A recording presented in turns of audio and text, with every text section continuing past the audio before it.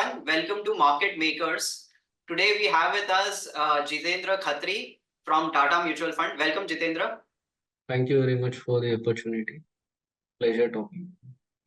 So, Jeetendra, before we deep dive into the specifics, give our viewers a brief background about you. So, Jeetendra has about 18 years of experience in the financial market as well as in research and analysis. And, currently he serves as an assistant fund manager of Tata Small Cap Fund. He has a strong expertise in automotive sector, and today we are going to discuss much about that. So, we are here to discuss today about the upcoming NFO from Tata Mutual Fund, which is the Tata NIFTY Auto Index Fund. So, Jeetendra, let's start with some basic questions. See, there are a lot of macroeconomic factors that have converged and propelled the automotive sector's performance in last 3 to 5 years. So, can you talk about potential tailwinds that are helping the sector as well as headwinds the sector is facing? Yeah. So in terms of tailwinds, first and foremost, if you look at the ranking of global auto markets, and at one point of time, UK, Germany, and even Canada, Mexico, Brazil were in the top 7 or 8 in terms of ranks, in terms of automotive volumes. Now you don't find them in the top 7 or 8. The top 7 or 8 is dominated by US, Japan, Germany, India, and China. So you realize that a country's automotive market more or less follows its economic cycle. The economy is doing well. If there is economic prosperity, people have wealth in their hands, and the wealth is disposable to quite a good proportion, and they have consumer confidence is high, sentiment is good, and sentiment also again depends on the economic opportunity. If you have a job in hand, if your business is doing well, taxation is low. So generally, you see your economic climate more or less determines your automotive climate. So the biggest tailwind to India is the rising GDP per capita, which you are seeing. So the wealth effect, as I call it, more people having more money in their hands. That's tailwind number one. Tailwind number two is financing capability. So, earlier, let's say 50% of the cars were financed. Today, more than 90% of the vehicle purchases financed. 90% of tractor purchases financed. Banks and NBFCs reaching out to hinterlands and making sure that no person is left out of access. So financing is another thing. And third, as I said, so GDP per capita is your real growth in economy. Third is the consumer confidence and sentiment. So more people working in their houses, the economy opening up, social scene opening up, the women also working in the home, and people getting better job opportunities even after graduation, right? So they don't have to go abroad. They don't have to go for post graduation or advanced certifications. And you see that people doing well even at with basic education. So that in fact leads to higher wealth available in the hands of people. And again, when you see rural migration to urban areas, you have been seeing rural reverse migration. Such is the confidence in the economic cycle right now. And again, so if I am working in an urban area, I'm sending money back home, or I'm working abroad, I'm remitting money back home. That also has been contributing in a very big way to the concept called premiumization. So in an era where I think except motorcycle, most of the vehicle areas are still very underpenetrated, and that's why in motorcycle, because saturation is big, premiumization is being targeted in a very big way. Uh, uh, and again, you will see the same premiumization trend being witnessed in space for SUVs, right? So premiumization is another thing, and premiumization, the desire for it comes from consumer confidence and sentiment, because premiumization also means you have to pay a higher price for the car. But as I said, because financing is also available, it becomes easier to decide because the financial impact of it is in thousands per month in terms of EMI compared to an earlier time when a 10 lakh car, if it becomes a 12 lakh car, yeah, an outsized outright purchase might hurt your decision or might make you downgrade or something. That is not happening. In terms of headwinds, one, let's say the interest rates stay high, that can act as a deterrent. Second is if things like external events like Corona or this recent earthquake in Taiwan, which might affect chip supply, or the Red Sea thing, which might affect export opportunity. So that export is again outside of India, but domestically, one, the interest rates, second, the consumer confidence, which again depend on inflation, and inflation is again linked to interest rates. So it's sort of a virtuous cycle. And third, uh, I may not call it as a big headwind, but if the government's focus turns away from infra spending, right? If the policy pushes away more towards defense, less towards infra, which means a lot of social spending is happening, and that money is not trickling down to the consumer. So in that case, I feel that can be a big headwind, but that's just a risk. The only headwind I see is basically interest rates. If they stay high, they will act as a deterrent for the customer. And second, if the rural economy is not doing well, then that will also act as a big deterrent. And rural, as we know, recently past few quarters they have not been doing well. Rural segments. So one rural, second interest rates. Got it. Fair enough. But as we all know that auto industry typically is cyclical. So how does investing in auto index fund help an investor to weather these cyclicals, considering the composition and weightage of different type of companies in the fund? So if you see the index spread, 18% is Mahindra, then 17% is Maruti, 15% is Tata Motors. So 50% is there, 9% is Bajaj Auto. So you're exposed to domestic motorcycle, export motorcycle, you're exposed to JLR, you're exposed to domestic passenger vehicle via Tata Motors, you're also exposed to tractors. So that way the index is well spread out across the entire cycle. And M&M, if you're buying, then you're also buying the SUV boom, right? So in a way, you're very well spread out across all the segments, the SUV, domestic motorcycle, export motorcycle, domestic tractor segments. And even export tractors, because Mahindra will be exporting tractors in a big way. We have some auto ancillaries as well out there. So let's say if there is a capex boom or a manufacturing boom, more companies wanting to do more R&D and buy more forged and cast components from ancillaries who want to look away and diversify also from the auto segment, because right, it's very cyclical. You get the diversification benefit also. For example, a Bharat Forge and Sona again is a complete export component. More than 80% is exports. So that ways you get a very decent mix of everyone. It's very well reflected in the market cap. The top five guys, if you see, is around 59% of the index. We can take it 60. So that ways, I would say you are equally exposed to the commercial vehicle, tractor as well as motorcycle and export opportunity. It's very well exposed. So well structured by virtue of market cap, but very well structured. Makes sense. And we've seen that thematic and sectoral index funds are gaining popularity. So, Right. what are the advantages of investing in Tata Auto Index Fund specifically compared to a actively managed fund? So in an actively managed fund, it's all about the trade-off between opportunity and risk. In an active managed fund, it's not that it will not make money, but just that you depend a lot on the fund manager's ability and talent to identify white spaces or gaps between opportunity and risk. So let's say in an active fund, if I'm overweight on a Mahindra, right, which is not doing well, or a Bajaj Auto which is not doing well. So I while my opportunity for return is higher, but my risk also goes up significantly. So it's all about risk management rather than returns. Whereas in a passive fund, your risks are very much, I would not say eliminated, but risks are, they move in, lock in step with the opportunity because you are very well diversified. So that ways, it's in terms of risk management, it's an excellent thing. You are not overloaded on a particular cycle. So if I eliminate Ashok Leyland from a portfolio, I'm eliminating commercial vehicles, right? If I'm an active fund manager. So you don't want to, second judge the fund manager and his decisions here. You are exposed to all cycles equally, and that's the one big benefit if you are clueless about the auto sector. And again, as I would say, the journey of active funds and auto is also very short to judge a fund manager.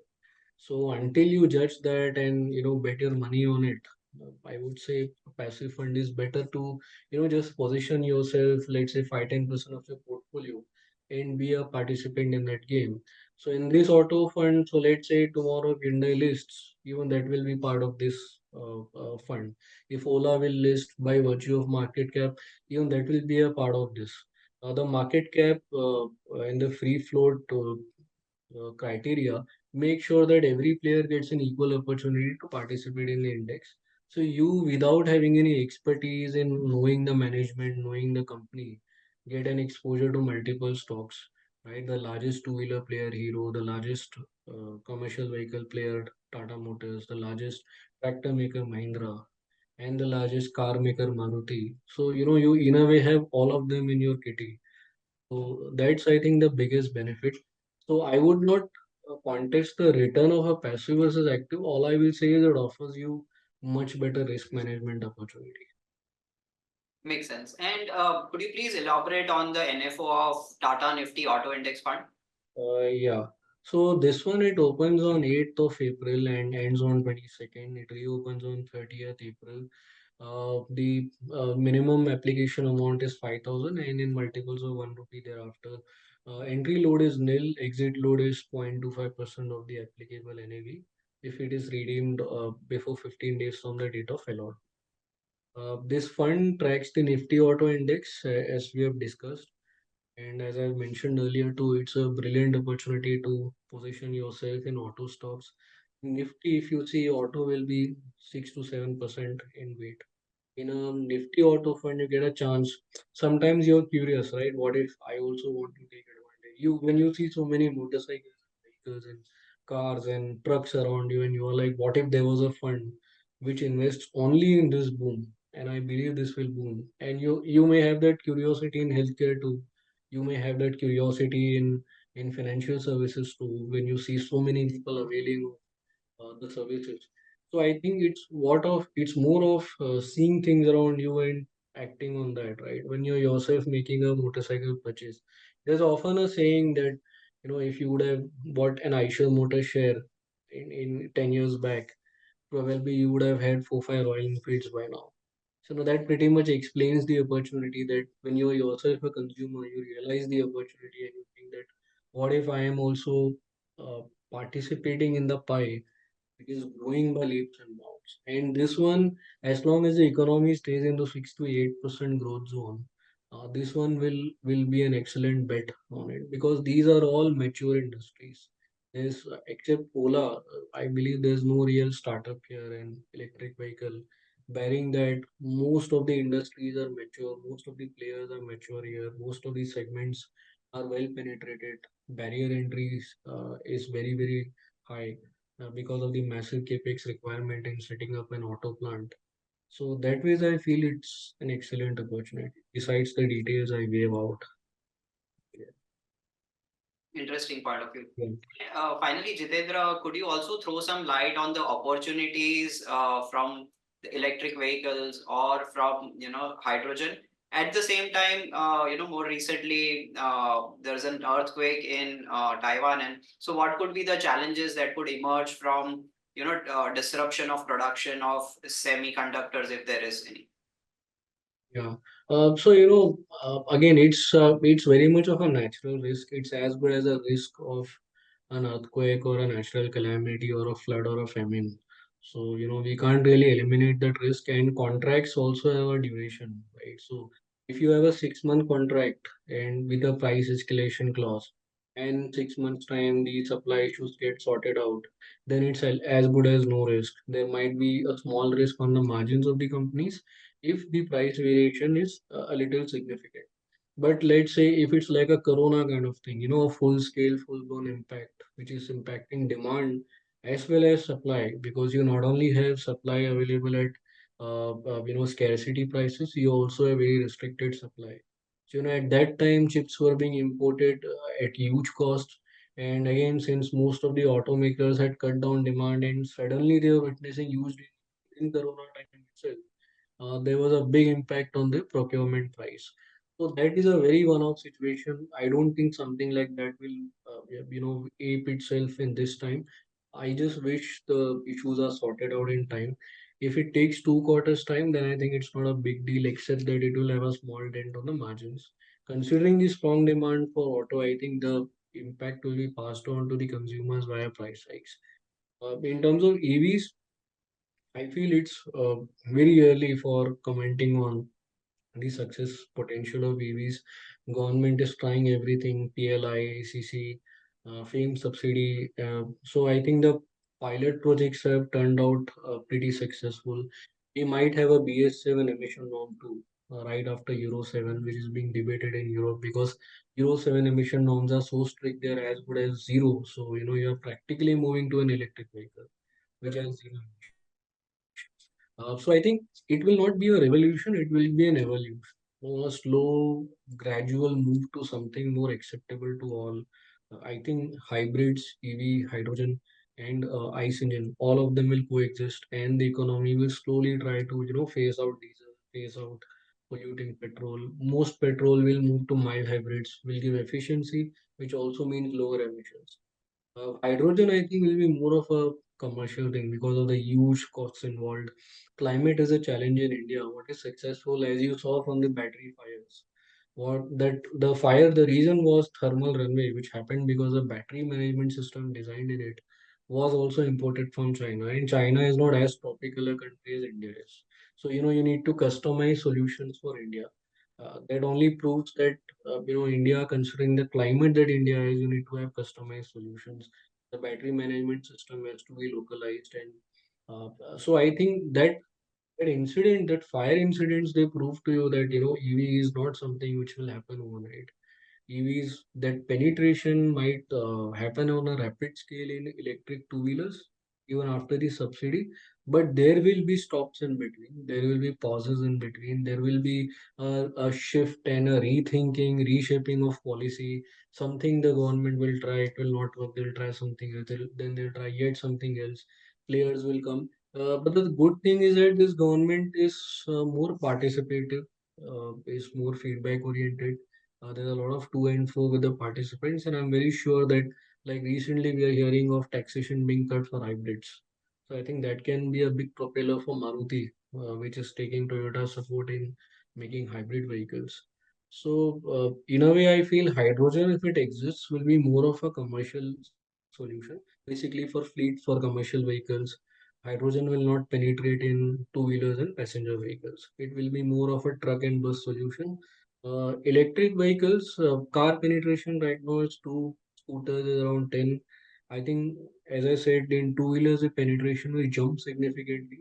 In four-wheelers, I think when everybody starts charging together and grid failures are being reported, transformer load is being reported, and the government starts working with transmission players, power players, the grid participants, as well as the state power financiers. I think then we will have a more comprehensive solution. Until then, we have at least another 5, 6 years till the time those issues really crop up. And I think the government is proactive enough to visualize some of it and try to bring about solutions. Overall, I feel EV will be more of, it will not be a floppy disk being pushed out by compact disk being pushed out by pen drive and so on.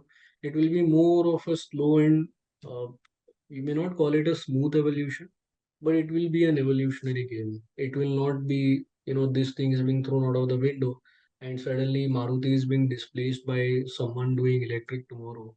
That is not going to happen, especially in a country like India, where you have challenge of topography. Not all regions are same.